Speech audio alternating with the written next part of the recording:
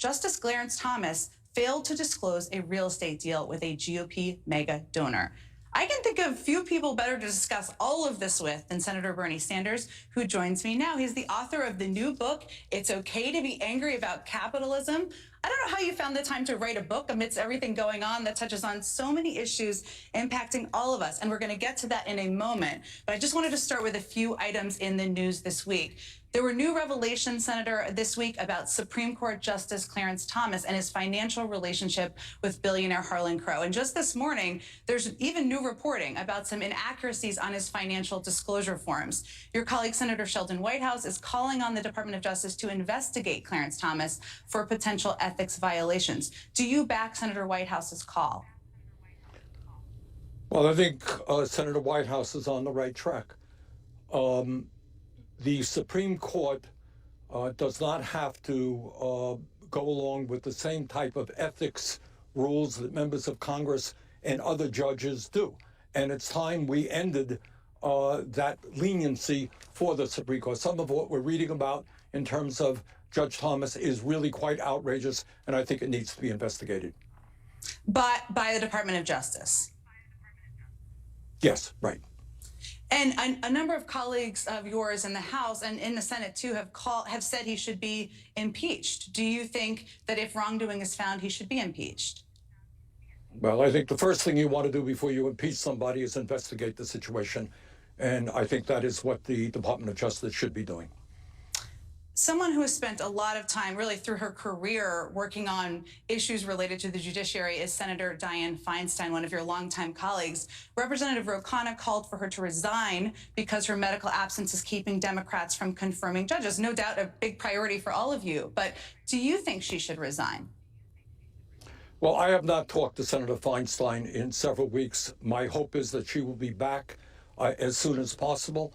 The decision about whether somebody should resign rests on that individual themselves. I don't think she should be forced out. I think she should take into consideration her health situation and when she's going to be back. You're the chairman of the Senate Health Committee. It's a lot going on with that committee right now, which has oversight over the FDA. And right now, approval for the abortion pill could be revoked. It's really hanging in the balance. Should courts have the ability to rule to take a drug away from millions of people, like this, but also others? Look, this is a continuation of a fundamental attack on women's rights. It is beyond comprehension that in the year 2023, you have people who think that it should not be women who control their own bodies, but government. And this is just another example of that. And we have got to fight as hard as we can to make sure that women are the people who determine their lives and not somebody, some right-wing politician.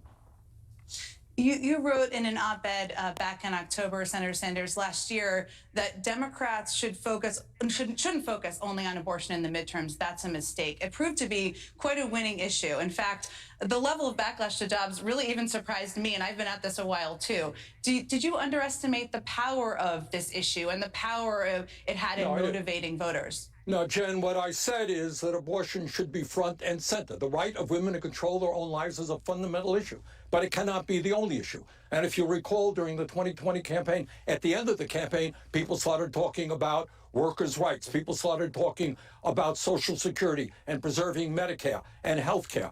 So, no, I don't think I was wrong. Bottom line is, of course, we have to continue the fight for women's rights and abortion rights. But you cannot ignore the reality that 60% of the workers in this country are living paycheck to paycheck. We have massive income and wealth inequality. People can't afford childcare. They can't afford health care, and they are struggling. You cannot ignore those issues. All of them are important, is what you're saying. You need to focus on all of them. We just got new details, Senator, about another mass shooting. This one overnight in Alabama at a teenager's birthday party. A lot of details are still coming out. You yourself, I think, and you've talked about this a fair amount, have evolved on the issues of guns. You voted against a bill in 1993 that established national background checks and for a bill in 2005 that protected gun companies from lawsuits. You've been very pro-gun safety and all of the measures in recent years. As gun reform advocates are looking to try to move people to actually do something, what can they learn from you about your own evolution on this issue, about how to approach it? Well, let's be clear, Jen. Let us be clear. 1988, when I ran for Congress the first time, I supported a ban on assault weapons, all right? And I come from a rural state. A lot of people are hunters here and do target practice, etc. But where we are right now, what the world has seen horrifically, unspeakably, in the last 20 plus years are these terrible, terrible mass shootings in schools and elsewhere.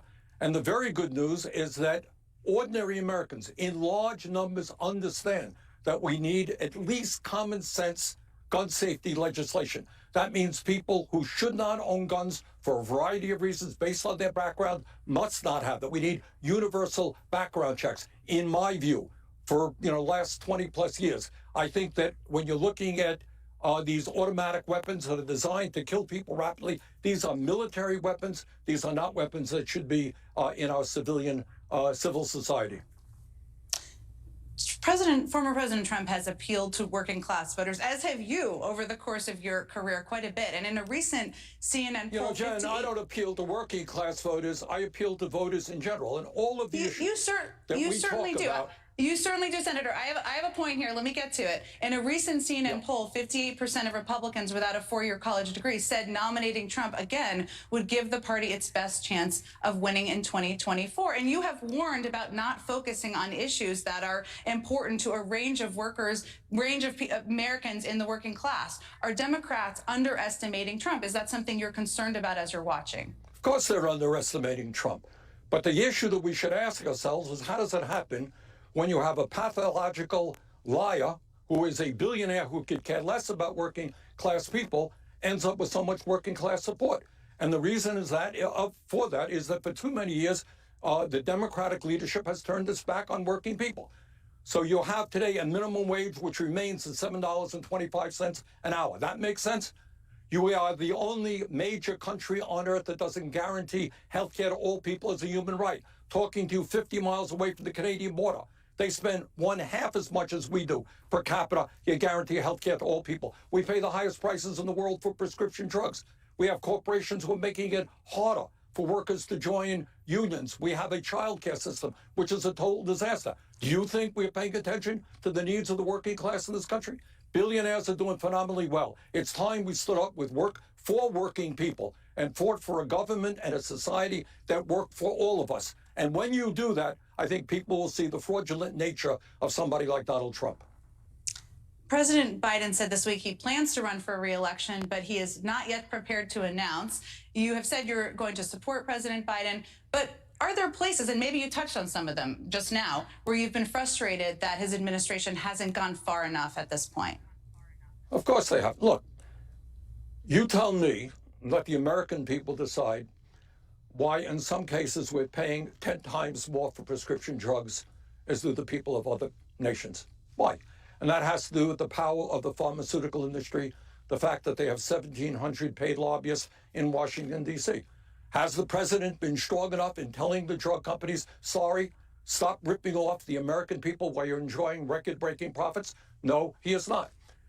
We need to raise the minimum wage, in my view, to at least $17 an hour so that working people, low-income people, get a fair shake. Have we heard enough about that? No, we have not. We need, as I mentioned earlier, to make sure that not only do we protect Social Security from the cuts the Republicans wanted, we have to expand it. Half of the elderly people in this country have nothing in the bank as they face retirement. I haven't heard the president talking about that as much as he should. And bottom line, and this is what the book was about that you mentioned earlier, we are moving toward an oligarchic form of society. And I know that that is not comfortable for people to hear, but it's important that we discuss this issue. We have more income and wealth inequality today than we've ever had. We have more concentration of ownership than we have ever had. We have a corrupt political system which allows billionaires through super PACs to buy elections. Those are some of the issues we need to discuss on corporate media. We need to discuss in the United States Congress. The title of your book, It's Okay to Be Angry About Capitalism, really did sit with me. It is a memorable book title, Senator.